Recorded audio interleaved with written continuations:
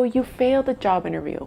Now what? In this video, I'll talk to you about a brand new way to view failure and how it can lead you to a more confident self. If you failed in an interview before or recently, or have been failing interviews repeatedly and you're coming across as nervous, this video is for you. It's all about how to think if you do happen to fail, why failure is not a bad thing, and why it's really no big deal at all. So stay tuned.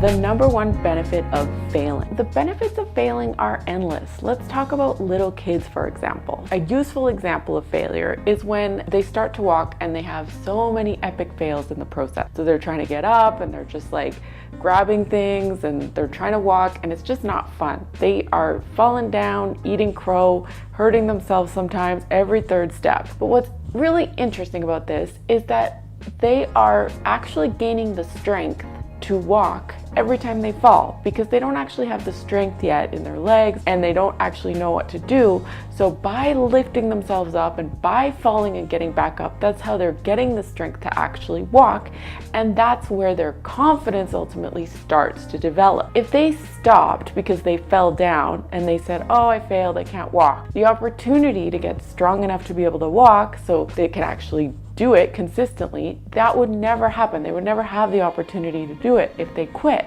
right? And that's what we are doing. We will fall down once or fall down twice or fall down 3 times and just be like, oh, well, I guess I can't walk. And that's what we're doing in interviews. So if we fail one, we're like, oh, I guess I'm just not cut out for this, or I guess I can't get the dream job that I want. So what I'm offering you is that it doesn't matter how many times you fail, you will eventually get there, and that's what you need to be focusing on. So the good news is that confidence is your willingness to fail. For me, for example, I like to try new things and I like to try to put myself out there in as many uncomfortable situations as I can. I might not want to, but I know it's necessary for me to get to my goal. So I was trying to figure out why I like to do this, and it's because I've decided that I'm going to be willing to fail. And when I'm willing to fail in front of other people, then I can get a result and then I can use that result to move forward. I remember that the first time that I grabbed a microphone and I actually sang in front of the entire school, I was shaking, I was super terrified, and it would have been considered an epic fail because I did not win the contest.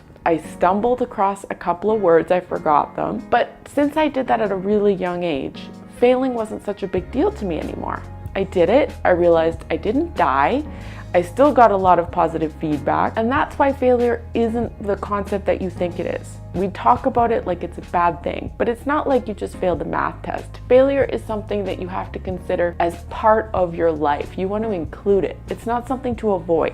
It's something to do on purpose and get very good at doing it. If I feel confident about my ability to fail, you can see how I'm probably going to do new things that are scary. I'm going to put myself out there more, and I'll probably be more successful in the end because I was willing to fail. Maybe sometimes I even knew I was going to fail, but I did it anyway. I will continue to succeed and stretch myself to see what's really going to be possible for me through my failures. Reframing failure. So I have several students frame failure in a few different ways. So for example, believing in our own capability to learn. Instead of using the word failure, we can use the word learning or experimenting or experiencing. The second way we can think of it, failure is the road to success. If you failed, you are on the right track. You may have heard the quote before by Thomas Edison regarding the light bulb. He says, "No, I didn't fail 1,000 times. I learned 1,000 things that didn't work." So that's how we can look at our own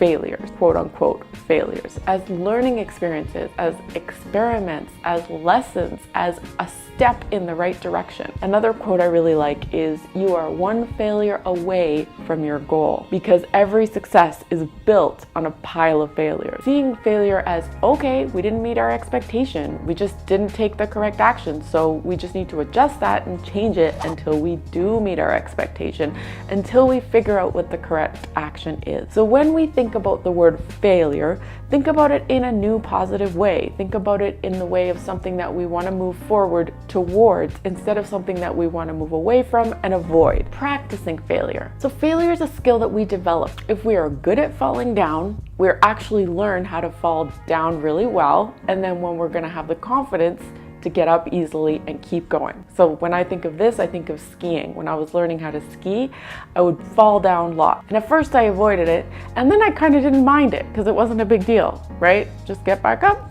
keep going. So for example, what if your goal was to fail 5 times? Then what if you just failed 5 times? When you did something that didn't work in a job interview, for example, or at work, you didn't do the normal thing and just get really disappointed or regretful or angry or have those feelings that weren't serving you, but instead you skipped all that and were like, okay, failure number 1, I can put that in my notes now. I can take that lesson, let's move forward. I'm still focused on my goal, I'm still gonna do this. So it's a whole new perspective. It's like fail 1, fall down, 4 failures to go, no worry. When I started doing this, I had so much more confidence when I tried something new because I knew that the worst that could happen was I'd ultimately fail, and that was fine because I knew I was gonna keep going. So the worst thing beyond that is how I would feel about my quote unquote failure, but what I decided to make it mean. So I know that I'm not gonna make it mean anything negative about myself or anything negative in general. I'm just gonna make it mean, hey, I failed 3 times, got 2 more to go. It's really up to me and up to you how you define it. So now I'm excited, anticipated, and take that failure as momentum to move forward because of the willingness that I have now to simply fail. If you want to get super prepared for your next interview so you have an even better chance of nailing it, I've got a free guide for you. You can click the link below to download it now. It includes 10 examples of the most commonly asked behavioral interview questions. Yes, it includes when they ask you about a time you failed, and it's got an example of how you would answer that, and 25 questions that you can use to come up with your own stories. Being really well prepared is definitely the best way that you can set yourself up for success, and who knows, that next failure or that next interview could be your one. Click the link below, download it now. If you want to watch another video from me, click here. If you want to watch another one in the series, click here. Don't forget to subscribe to the channel if you like the video, give me a thumbs up, and I will see you in the next one. Wow, my dog stayed quiet the entire time.